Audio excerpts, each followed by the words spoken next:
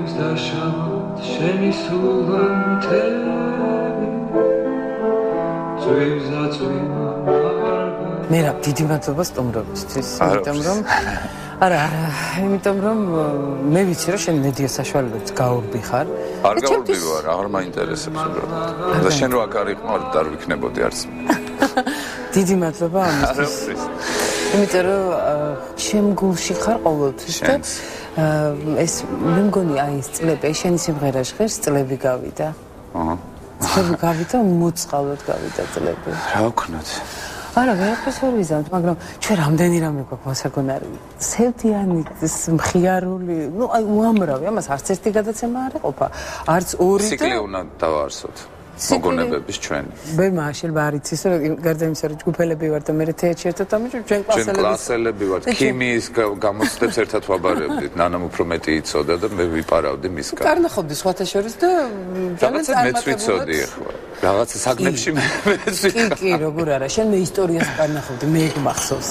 ისტორიაში უფრო ძლიერი ვიყავი შენ პედაგოგი აღიარი და შენ სცენარებიც კი დაგიწერია მაინტერესებდა ეს ყველაფერი ხო ახალგაზრდა ვიყავი მაშინ უფრო მეც ვწერდი ახლა ვიდრე ახლა უფრო მეც ვფიქრობ რა ვიცი პიესა ძალიან მიყვარს იქ დიალოგია მარტო და აღწერა მოქმედების არის ნაკლები ხო მეც დავიწყო დიალოგის ფორმით რაღაცების ჩაწერა მე ეს პიესა გამოვიდა ეს ლიტერატურა არ არის ეს არის რაღაც ალბათ უფრო ჩანა ხატები თეატრისთვის კინოსთვის რაღაც ფრაგმენტებია და რაღაც დაახლოებით ეს რაღაცებს წერდი კი აი იცი სულ ვფიქრობ ხოლმე რომ შეხარ ადამიანი რომელმაც თვითონ ისწავლა ინგლისური ენა გარდა იმისა რომ ნიჭი გაქვს ამისი ხო ენების არის მაინტერესებდა სულ ჯერტი იმიტომ რომ როგორ უნდა თქვა ქართულად ბიტლზები ხო ეს იყო ჩემი რამდენიმე ფირფიტა მქონდა მათი და ტექსტი ეწერა ამ ყდაზე ყოველთვის და ის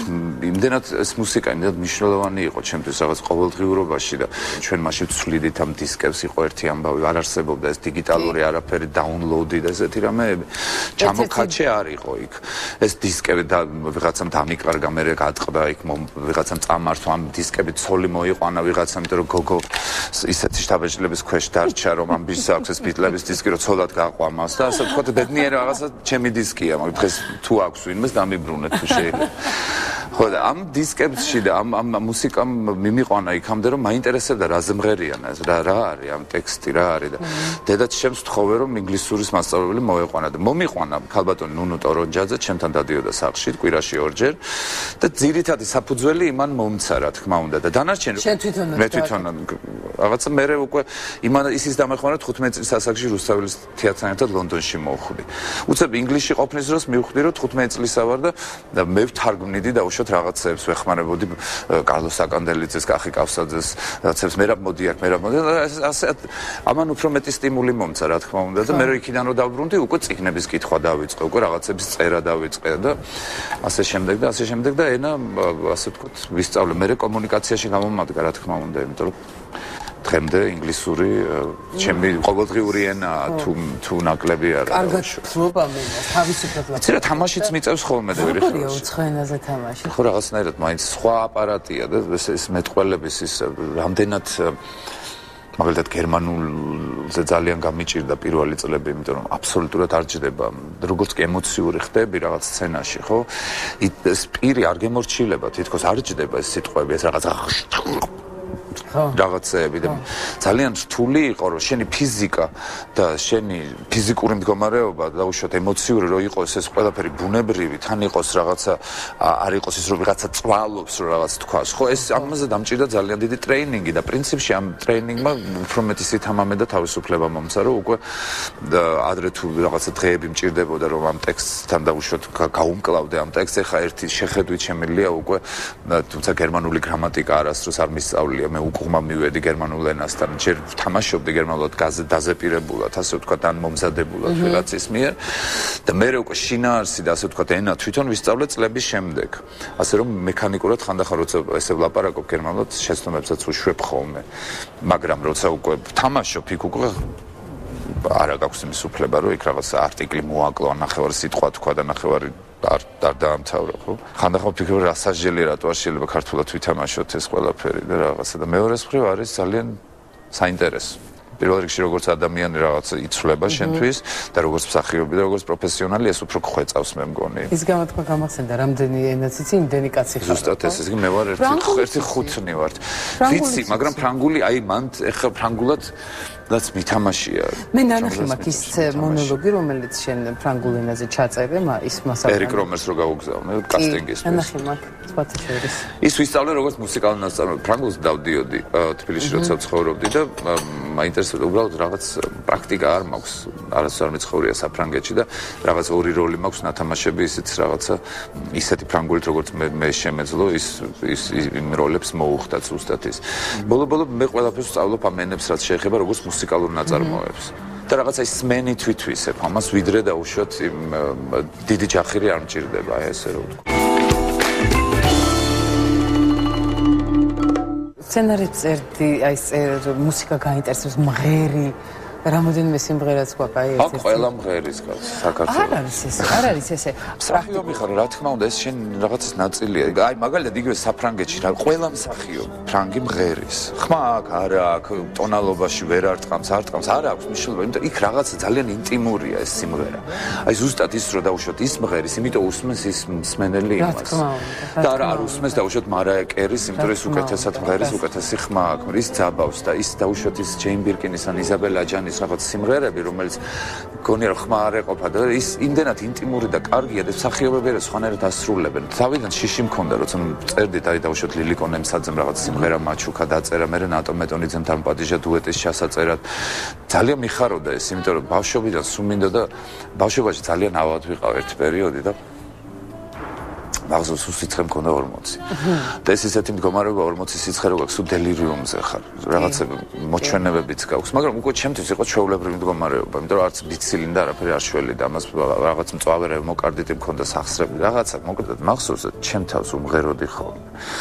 ამ რაღაც ძალიან მარტო ხარ რა მართლა ხედავ შეშინებულ სახეებს შენი ოჯახის წევრების რაღაცა წუხან ესენ ბურუსში ვინ ჩართავდა მუსიკას ახლა ბავშვს 40 სიცხე აქვს და ვინ დაუკრავდა ხო მე თვითონ ჩემ თავს უღიღინებდი ხოლმე ესე იგი აი რაღაცა გეგონება რაღაც იანაი ვაცინებდი ჩემ თავს ამ 40 სიცხე ეს დღესაც მახსოვს როგორ ეს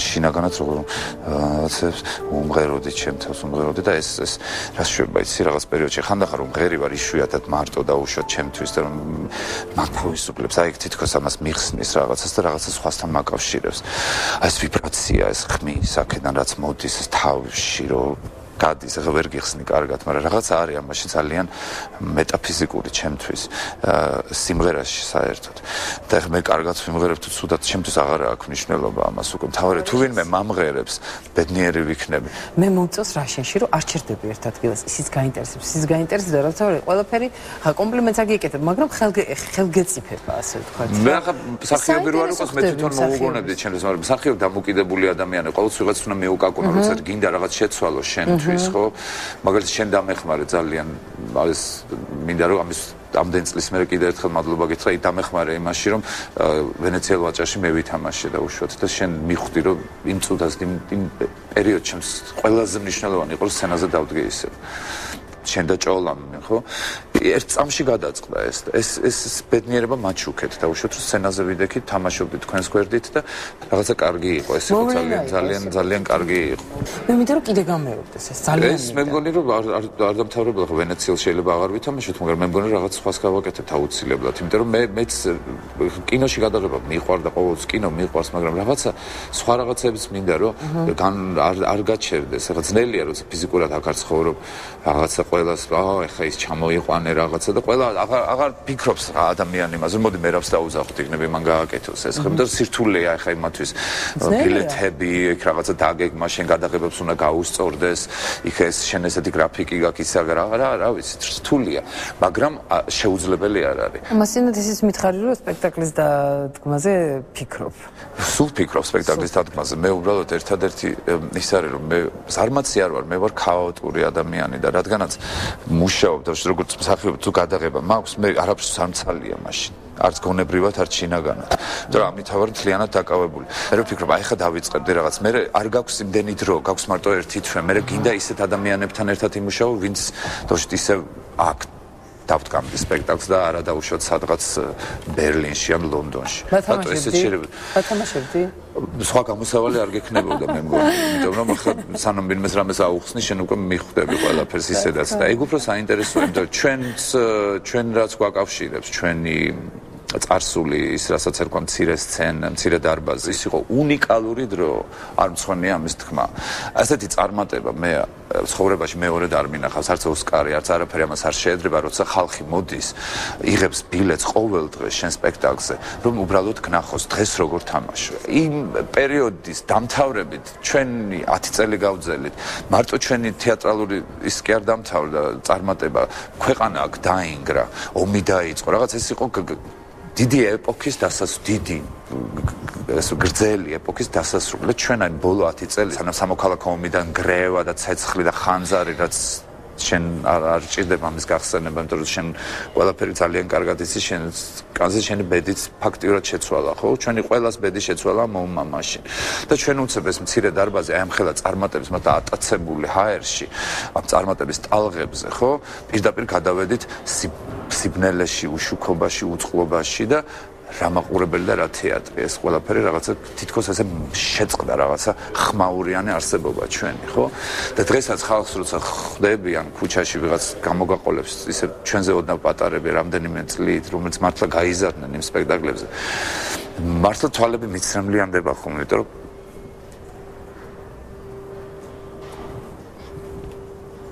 კარგი იყო. კარგი იყო. ჰემინგუეის აქვს ესეთი ნაწარმოები, დღესასწაული, რომელიც მუდამ შენთან არის. და ეს მან პარიზს მიუძღვნა. შენ 20 წელია ვენაში ცხოვრობ. თითქმის. და შენთვის თბილისი დღესასწაულია. ბარა. აი ეს დღესასწაული ალბათ მუდამ შენთან არის, რა თქმა უნდა. თქმა უნდა არის. შენ იქ ფიქრობ ვენაში რო ხარ, იმიტომ რომ ხშირად მილაპარაკია შენთან და სულ არის ეს ნოტა, სულ ისმის. ასაკში შესვლა რა არის ფაქტიურად, რომ შენი მოგონებები ხდება იმ რაღაცა შრეს ემატება კიდე შრე და იმდენი რამე გაიარე, რომ ხანდახან სად მიწოდე მოგონებას უკვე იბნევი, ხო, თითქმის. მაგრამ ის მოგონებები, რაც თბილისიდან, ის είναι რეალურია. ჯერ კიდევ იმდენად ცოცხალია, იმდენად ხატოვანია, იმდენად გეგონება რომ გუშინ მოხდა, ის უწონადობაში გაგდებს, თითქოს ასაკი არც ქონია, არც მოგმატებია, თითქოს ის დღეა უბრალოდ მეორე დღეა იმ დღის შემდეგ. ეს აქვს რაღაც ადამიანი მაინც რაღაცა გამძლე არის, როგორც ჩანს და ბევრ რამეს უძლებს. აი მოგონებებთან კავშირი, იმ მოგონებებთან რაც თბილისთან მაკავშირებს, ხო? ის ყველაფერი ხდება თითქოს ეს იყო გუშინდელი დღე.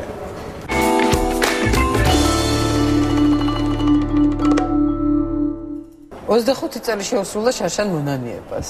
შენ სადღაც გიწერია ერთ-ერთ ინტერვიუში, რომ ამ ფილმის შემდეგ გავხდი მე არტისტიო. თორნიკე არავიძე ძალიან დიდხანს დარჩა ჩემთან. გარდა იმისა, რომ ეს იყო რაღაცა მართლა დიდი წარმატება და ხალხისთვის რაღაცა სხვა ფენომენი გახდა ეს ფილმი ამ დროში უკვე, ამდენ ხანში, ხო? მე მაინც სურჩებოდი ის ბიჭი, რომელმაც ბოლოს ტყვია იხალა შუბლში, ასე ვთქვათ.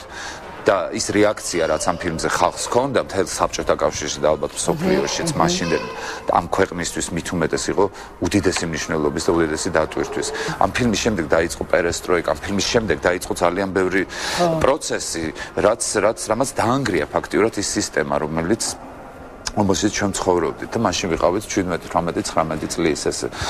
და ის რომ მე უცებ როცა ფილმი გამოვიდა და გადიოდა ეკრანებზე, ჯერ ვიდეოზე, ჯერ დაპატიმრებული იყო ფილმი, ჯერ ჩურჩული შეიძლებოდა იმაზე ლაპარაკის. რამდენი რაღაცა მოხდა მაშინ, როგორც კი გამოვიდა ეკრანზე, რა თქმა უნდა, ჩემი ცხოვრება შეიცვალა, იმიტომ რომ ლაღიცის წყლის დასალევად ისე ადვილად ვეღარ შეხვიდოდი, იმიტომ რომ რიგში რო დგებოდი, ყველა გიყურებდა შენ. და მაშინ ეს კი არ იყო, რომ ყველა სტარი იყო, იმიტომ რომ კასტინგ შოუები იყო ტელევიზორში, სხვა ეპოქა იყო საერთოდ და სამარცხვინოდ ითვლებოდა საკუთარი თავის გამოფენა ტელევიზორში, თუ არა გაქვს რამე მართლა სათქმელი. და მე ვიყავი იქ რაღაცა უცებ 17 წლის ბიჭი, რომელსაც შეეშინდა ამდენი ყურადღების, ხო? კარგი ის იყო, რომ მე შემეძლო თეატრში ამის კომპენსაცია, იმიტომ რომ თეატრის სხვა რამე იყო და ყოველ საღამოს იქ თამაშობდი და ბედნიერებას იქ ვიღებდი ფაქტიურად.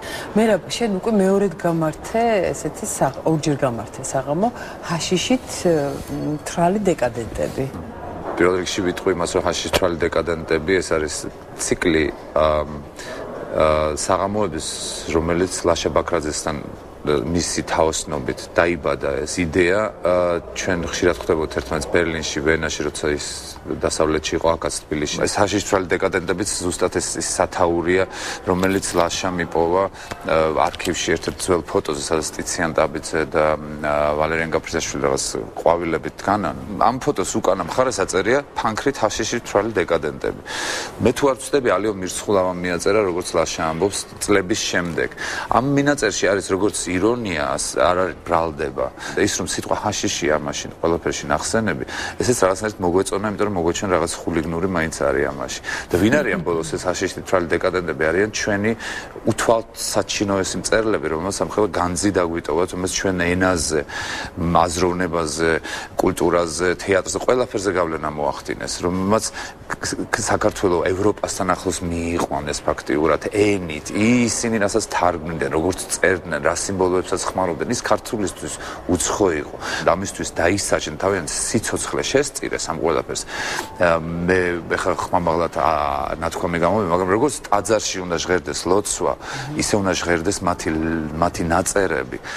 იმ ტაძარში როგორც არის ლიტერატურის სახლი, მუზეუმი, თეატრი, არ ვიცი, მათმა სიტყვამ კიდევ უნდა გაიჟღეროს. ხალხი გიждდებოდა მათ დანახვაზე, რუსთაველის თეატრში პოეზიის საღამოები ეწყობოდა, რომელსაც ვერ მოხვდებოდი თუ არ ქონდა ბილეთი ან თუ არ იცნობდი რაღაცას. ეს იყო მოძრაობა ფაქტიურად მათი და ისინი თეატრთან ძალიან ახლოს კავშირში იყვნენ. იგივე პაოლო იაშვილი, ტიციან ტაბიძე ერთი წერდნენ თეატრზე. ერთ-ერთი ტრაქტატი, რომელიც ტიციანის, რომელიც ამას წინათ წავიკითხეთ, ტიციან ტაბიძის, კოტე მარჯანიშვილს და ახმეტელს უძღვნის ამას და პრინციპში გეუბნება იმას, რომ მათი მოსვლით საქართველოში თეატრს მიეცა სხვა სტატუსი. უცებ მათმა ტრაქტატმაც და მათმა თანამშრომლობამ რუსთაველის თეატრის მაშინდელ რეჟისორებთან ეს ძველი ეპოქა გაწიეს უკან და საქართველოს, ასე ვთქვათ, ქართული კულტურა დაამყნეს რაღაც უკაცრავად ამ სიტყვაზე, რაღაც აბსოლუტურად უცხო ევროპულ და იმაზე, რაც ევროპაში იმ წუთას იყო, და არა მარტო მოდური, არამედ ის იყო რაღაც ახალი ტალღა. ხო, აი შეთვის, ამიტომ ეს ბმაშია, ხო? მაინც თეატრის კაცი ხარ და? რა თქმა უნდა, და ისინი თეატრალ ძალიან ბევრი ვალერიან გაფრისაშვილის პოეზია არის ძალიან თეატრალობით სავსე. ეს არის რაღაცა უყურებ რაღაც სცენებს, თითქოს რო გითხულობ მის ლექსებს. მე ის ძალიან ბევრს წერდა თეატრზე, თვითონ თეატრზე როგორც პრინციპზე, იმიტომ რომ ჯეროდა რომ ეს თეატრ შეუძლია რაღაცების შეცვლა საზოგადოებაში. მე ლეჩეს ფესტივალი არის ესეთი, ევროპული კინოს ფესტივალი, სადაც შენ მამაკაცის საუკეთესო როლისთვის დაგაჯილდოვეს. ეს იყო ავსტრიულ, გერმანულ, უნგრულ, შვეიცარიული კოპროდუქცია ეს ფილმი, კამერა მკვლელი, ასე ქვია. მე თამაშობდი, როგორც და უცებ ესე გამოვიდა, რომ სცენაზე გამომაცხადეს როგორც ავსტრიელი მსახიობი, რომელსაც ვაძლევთ პრიზს და მე რო ავედი იური გაგარინის მაისური მეც ვარ, რომელზეც იური გაგარინია გამოსახული, ჩემი ბავშვობის გმირი. და ერთ-ერთ ფილმში ხო რაღაც რუსულ ფილმში ვითამაშე გაგარინის პირადი ექიმი და ეს ჩემთვის ძალიან ის იყო ეს მაისური. ამ მაისურმა დიდი ტაში დაემსახურა, იმიტომ რომ იტალიელებს მოეწონათ უცებ რომ გაგარინიც გავიყვანეს სცენაზე, ასე ვთქვათ. და პირველი რაც ვთქვი შევასწორე და ვთქვი რომ მე არა ვარ ავსტრიელი მსახიობი, ეს შეცდომა რომ მე ვარ ქართველი და ამაზე კიდე ტაში დაუგრეს. და მადლობა გადაუხადე ამისთვის. აი ხა გაგარინს იტალიელები განსაკუთრებით ცემენ პატივს რატომ? იმიტომ რომ კოსმოსიდან მან იმასწავლები მსოფლიოს და ანა მანიანის. ეს ქალი ჩემთვის ცალკე ფენომენია და ყველასთვის ჩვენთვის მსახიობებისთვის განსაკუთრებით და ეს ახსოვთ იტალიელებს და ეს აიტაცებს ძალიან ალბათ ჩვენ რომ გაგარინის მაისურით გამოხვედით. მეც ესე მგონია, იმიტომ რომ მაშინაც გაგარინი წარმოიდგინე საბჭოთა კავშირი 1961 წელია და იქიდან ანამანიანის ახსენებს. არა დაუშვათ იქ ვიღაცა პრეზიდიუმის თავმჯდომარეს, ან ვიღაცას რაღაცა პრეზიდენტს ესალმება, ან ლენინი, ხო შეიძლება ეხსენებინო ჩვენ ლენინმა, რომელიც გაგვინათა მომავალი.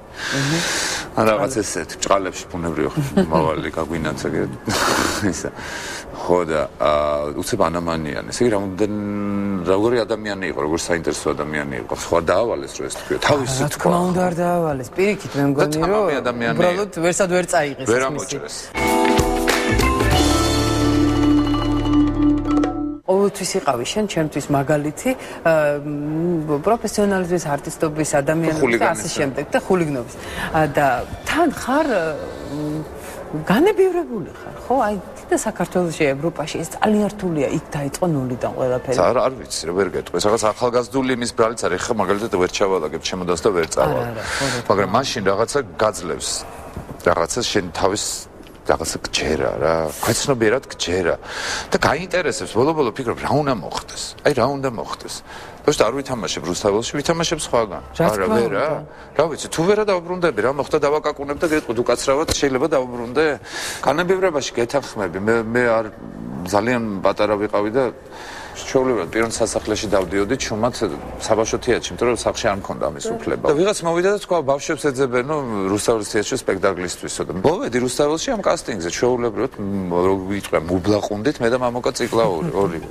დაგვაყენეს სცენაზე, რაღაც ლექსი წაგვაკითხეს, რაღაცა გაგვაკეთებინეს და სტურვაიჯი და პარტერში და თქვა, თქვენ ხვალ მოდით. ორ თვეში რიჩარდ მესამეში ვთამაშობდი და ლონდონში გასტროლებზე მივდიოდი. და თენგიზ აბულაძეს ესეც რაღაც განებივრება იყო, მაგრამ იქაც რაღაც კასტინგი გავიარე და იყო ამაზე ბჭობა, იქ 200 ადამიანი იყო ჩემი კონკურენტი. შენ ქონდა შეხვედრა სპილბერგთან. ეს მინდა მოყვე. ბატონ სპილბერგთან, ესე იგი ესე იყო. ეს იყო ძალიან სასიამოვნო შეხვედრა. ძალიან გასაიდუმლოებული, იმიტომ რომ დამირეკეს შაბათ დღეს, მობილურ ტელეფონზე რაც არ ხდება, შაბათს არავის არ ურეკავს საქმიანად გულისხმობს, ესე გირეკავენ ან მეგობრები ან აგენტი არ დაგირეკავს ახლა შაბათს, თუ მართლა რაღაც არ ხდება, ხო? და როგორც ანეკდოტი არის, სპილბერგი რეკავს, ყველა მსახიობისთვის არის ანეკდოტი, ტელეფონი რო რეკავს, ეუბნებიან, ალბათ სპილბერგი გირეკავს. დამიბარა ლეგენდამ პარიზში, შაბათ დღეს დამირეკა მისმა ასისტენტმა, როგორც ჩანს, მაგრამ მე არ ვიცოდი, ვის უნდა შევხვდე, მითხრეს, რომ ორშაბათ ჩამოხვალ პარიზში, გაჩერდები 2 დღე სასტუმროში და გაქვს პროდიუსერთან და რეჟისორთან შეხვედრა და ეს არის მეტრო გოლდვინ მაიერის პროექტი, რაღაცა ამერიკული. რა თქმა უნდა, წავედი, ეს ყველაფერი იყო ორგანიზებული, მე მარტო აეროპორტში უნდა მივსულიყავი, მეტი არაფერი არ უნდა გამეკეთებინა. დამხთა მანქანა წამიყვანეს სასტუმროში, მე არ ვიცი ვის უნდა შევხვდე, მაგრამ არის რაღაცა სერიოზული შეხვედრა. და რომ მივედი, ირეოდნენ ძალიან ბევრი ისეთი ცნობილი სტარები, ასე ვთქვათ, ხო და მოვიდა რაღაც ინგლისელი ხალი, მომკიდა ხელი და გამიყვანა. გაიღო თავს კარი და იმ ხალმა რომ მივყავდი, ეხლა შენ შეხვდები სტივენ სპილბერგს და ესა რა ქვია, თქვენ გაქვთ 1 საათი ერთმანეთთან სასაუბროთ. ხო და ასეთ სიტუაციებში ხა რაღაცა ნუ ხო იცი რაღაც რო გემართება და უფრო ისე ვითომ ისე რო იქცევი რა უფრო თამამად და რაღაც ისე ვითომ არიძაბები და ამიტომ რაღაც გიჩდება იმას რომ მაინც ისეთი სერიოზული ადამიანები იმდენად ნიჭიერად უნდა ვთქვა ეხა მის საპატივცემლოდ რამდენიმე რამე ჯერითი ყველაფერი იცოდა საქართველოს შესახებ არაფერი არ უნდა ამეხსნა მისთვის საიდან ვარ და ვინ არის ქართველი. თვითონ ოდესელი არ არის? თვითონ არის, მამა ჩემი ვენაში დაიბადაო და იყო შპილბერგი. ეს იყო არის მისი ნამდვილი გვარი და მისი პირველი ცოლი მომიყვა, ეს რომ მისი პირველი ცოლი თეატრში მუშაობდა ვენაში, რომ ის ხშირად იყო ვენაში, იმიტომ რომ ემი ირვინგი თამაშობდა იქ ინგლისურ ენაზე, რომ მისი შვილი სკოლაშიც კი დადიოდა ვენაში რამდენიმე თვე თუ 1 წელი თუ არა. ესე იგი გელაპარაკება როგორც დიდი ხნის ნაცნობი და მეგობარი. მე მითხრა რომ ფილმი ასად აფრიკაში ნახა 2-ჯერ, ერთხელ ხმით და მე ხმა გამორთო, იმიტომ რომ აინტერესებდა როგორ ფიზიკა როგორ მუშაობს, რა მოდის და უშუალოდ იქ აი თვალში რა გაქვს, ჟესტში რა გაქვს. მითხრა ძალიან ბევრი კომპლიმენტი, ძალიან ბევრი დადებითი რა. მკითხავ ლაპარაკობ თუ არა ივრითზე. და მე დააყოლა მას ის როდესაც ევროპაში ჩამოდის, აქვს რაღაც ფილმებსაც უყურებს კინოაკადემიაში და უშუალოდ რაც მას მოსწონს, ანუ უნდა რომ ეს მსახიობები პირადად გაიცნოს, პირადად შეხვდეს, იმიტომ რომ რაღაც ესეთი პრინციპი აქვს, იმიტომ რომ შეიძლება როდესმე მათთან მუშაობაც მე არ მიმუშავია მასთან სამწუხაროდ, მაგრამ შევშორდებოდით ერთმანეთს ხელი ჩამოვართი უთხარი რომ ამას რა მოყვება მე არ ვიცი რა თქმა უნდა და რაც არ უნდა მოყვეს მე უთხარი ეს შეხვედრა ჩემთვის დღეს უკვე დიდი რამ არის თქო და ის რომ თქვენ უყურებთ და უშუალოდ ფილმებს რომელშიც მე თამაშობ და ნანახი გაქვთ ლუნე პაპა ნანახი გაქვთ ეს მე ხმას რთავთ და კიდე მე მაკვირდებით როგორ მუშაობ თქვენ თუ მე მაკვირდებით მე უკეთესად ვიმუშავებ თქო მოკლედ ეს უთხარი 1-2 სიტყვა მინდა მაინც გეგმებზე მითხრა კონკრეტულ გეგმებზე ჩემი გეგმები ესეთი მე ახლა მაქვს გადაღება ეს ერთი კვირა ასე ვთქვათ, გამოვთხოვეთ ჩემი თავი ფესტივალზე როგორმე ჩამოსულიყავი. ეხლა რო ჩავდივარ 10-ში ვაგრძელებ ამ გადაღებას, მე სადღაც საშობავად მაქვს რაღაცა 2 კვირა პაუზა, 3 კვირა, მე იანვარში ვიწყებ სხვა ფილმის გადაღებას, სადაც ჩემი პარტნიორები ძირითადად იქნებიან ძაღლები. არაჩვეულებრივი. მე მინდა კიდე აღნიშნო ის ფაქტი, რომ შენი შვილი מחარე თამაშობს ფილმში. აბარა. და ისე გააკეთე მარცხენა ხელით. და მინდა რომ არც შეწუხდა. შენი ქალიშვილიც მათი თამაშობს. შვენივრად ითამაშა ფილმში, ძალიან ისეთ მძაფრ სიუჟეტიან ფილმში. იცი რა, მე მგონი რომ არც ერთს არ უნდა მსახიობო, ესე წყნარად მიიღეს ეს ყველაფერი და ესე გაიარეს, თუ როდეს მე რამეს ითამაშებენ, მე ამას მხოლოდ პლუსად ჩავთვლი და ყოველთვის დავეხმარები. ეს ძალიან რთული პროფესია და ის დარჩი ამ პროფესიაში და გაუძლო ამას. არ მემეტება არავინ. ჩემი შვილები მით უმეტეს ამისთვის, მაგრამ აქვს ძალიან ბევრი კარგი რამ, რა თქმა უნდა. უნდა იცოდე, რასაკეთებ, უნდა გჯეროდეს შენი თავის და არაფერმა არ გადაგიაროს. შეცვლიდი რამე შენ ცხოვრებაში. გულზე ხელი დაიწე და გულზე ხელს დავიდე. დეტალებს გავაუთავებდი ცოტა. დიდი მადლობა. მადლობთ შენ, ნანა. და მომავალ შეხვედრამდე. მალე მომავალ შეხვედრამდე. Красава как бомба. Ей.